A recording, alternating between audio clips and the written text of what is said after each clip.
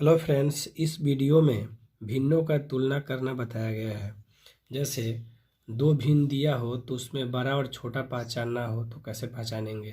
फिर भिन्न का सरलतम रूप क्या होता है, लघुत्तम रूप क्या होता है या छोटा रूप क्या होता है, उसके बारे में बताया गया है। फिर भिन्न का संक्षिप्त रूप के बारे में बताया गया है और भिन्न का विस्तार रूप के बारे में। साथ ही आरोही और अवरोही क्रम में सजाना भी बताया गया है। यह काफ़ी ही इम्पोर्टेंट टॉपिक है भिन्न चैप्टर का। इस टॉपिक से एग्जाम में क्वेश्चन हमेशा पूछा जाता है, इसलिए वीडियो को आखिरी तक जरूर देखें। अब क्वेश्चन नंबर 1 देखते हैं। 3/4 और 5/7 दो भिन्न दिया है और इसमें यदि बड़ा और छोटा भिन्न पहचानने के लिए कहे तो सबसे पहला काम क्या करेंगे कि एक दूसरे में हम क्रॉस कर देंगे। तो यहाँ 3 में 7 से गुना करेंगे तो यह 21 हो जाएगा और 4 में 5 से करेंगे तो यह 20 हो जाएगा। क्रॉस कर दिए, जब क्रॉस किए तो यह 21 हुआ और यह 20 हुआ। अब इसमें कोई पूछे बड़ा भिन्न तो इन दोनों में बड़ छोट देख लेंगे कौन सा है। तो 21 बड़ा है, मतलब कि 3/4 जो है यह बड़ी भिन्न हो गया।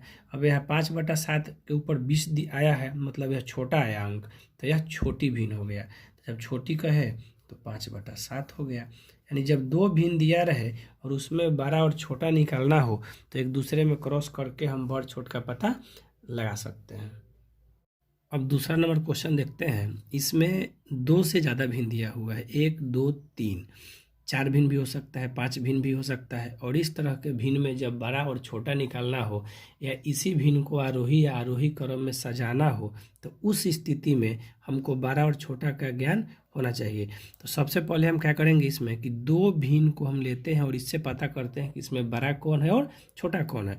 तो यदि 5 में 6 से करेंगे गुना तो यहाँ 30 हो जाएगा और 3 में 7 से करेंगे तो यह 21 हो जाएगा। अब हमको देख लेना है कि निकालना क्या है, बड़ा भिन्न या छोटा। तो मान लेते हैं कि यहाँ हमको निकालना हो बड़ा भिन्न निकालना हो। तो जब बड़ा भिन्न निकालना हो तो इन दोनों में बड़ा अंक कौन सा है वह देख लेंगे। तो यहाँ पे 21 छोटा है और 30 बड़ा है। तो जब हम 30 को आगे बढ़ाएंगे और 21 को छोड़ देंगे, मतलब यह कैंसिल हो गया। तब यह बटा 6/7 और 2/5 बचा। फिर इन दोनों को हम क्रॉस करेंगे तो यह हो जाएगा 7 दूना का 14 और यह हो जाएगा 6×5 30। मतलब अभी भी 30 ही बड़ा है, यह 14 जो है छोटा हो गया।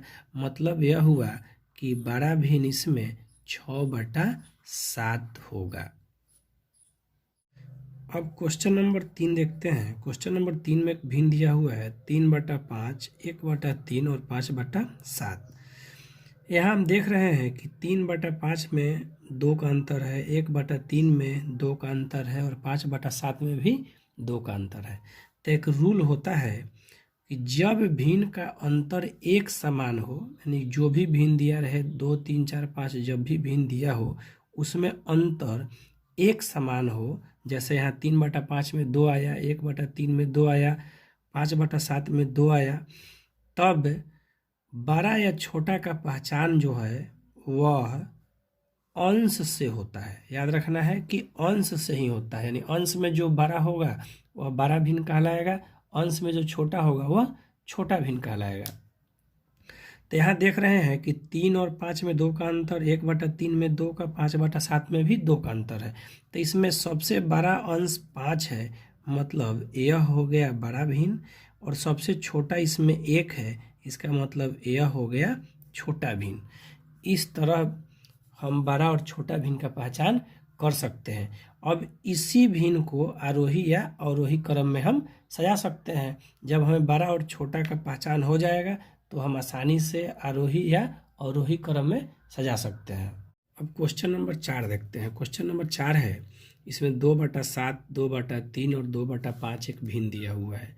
यहाँ देख रहे हैं कि अंश सब में बराबर है, यहाँ भी 2, यहाँ भी 2, यहाँ भी 2, अंश जो है बराबर है। तो इसका रूल होता है कि जब अंश एक समान हो, जब भी भिन्न दिया हो, भिन्न का कोई सीरीज दिया हो उसमें अंश एक समान हो, तो रूल होता है कि बड़ा हर वाला भिन्न छोटा हो जाता है, उल्टा होता है। जिसका हर बड़ होगा वो सबसे छोट कहलाएगा और छोटा हर वाला भिन्न बड़ा कहलाता है। मतलब यह कि जिसका हर जो है सबसे छोट होगा वह सबसे बड़ा कहलाएगा, उल्टा कहलाता है। तो उसके हिसाब से देख रहे हैं हम कि 2/7 यानी 2/3 और 2/5।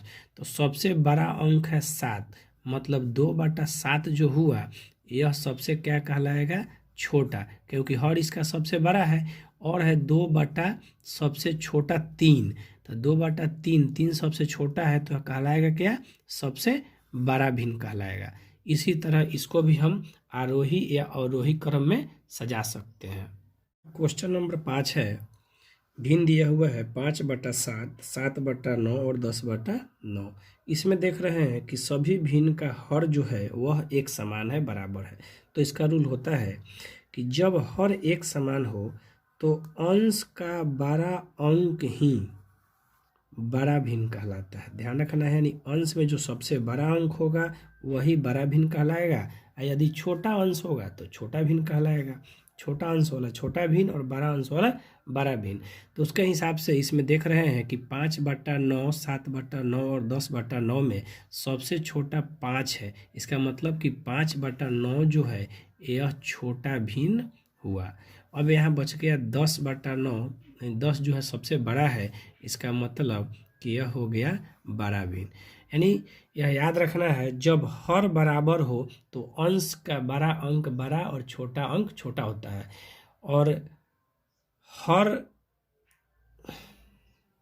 अब है भिन्न का सरलतम रूप, लघुत्तम रूप या छोटा रूप निकालना। ऐसा क्वेश्चन भी एग्जाम में पूछा जाता है। तो सरलतम रूप का है, लघुत्तम रूप का है, छोटा रूप का है, मतलब जो भिन्न दिया है उसको काट कर सबसे आखिरी स्टेज में लाके छोड़ देना है। यानी वैसा स्थिति में छोड़ना है जो केवल एक और अपने आप से कटे, दूसरे कोई अंक से फिर नहीं कटे। जैसे नंबर 1 है 18/28। यदि हम इसको काट कर देखें तो 2 से कटेगा 9 बार में, 2 से कटेगा 14 बार में।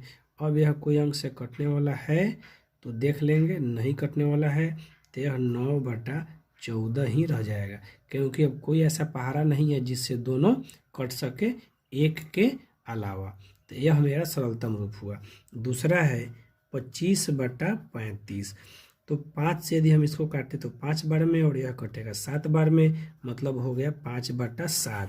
यह मेरा सरलतम रूप हुआ, क्योंकि अब 5/7 जो है एक के अलावा कोई दूसरा अंक ऐसा नहीं है जिससे दोनों कट सके। तो सरलतम रूप जब भी कहे, लघुत्तम रूप कहे या छोटा रूप कहे, तो भिन्न को हम काट कर उसके उस स्टेज में लाना है जो कि दोबारा फिर किसी अंक से नहीं कटे।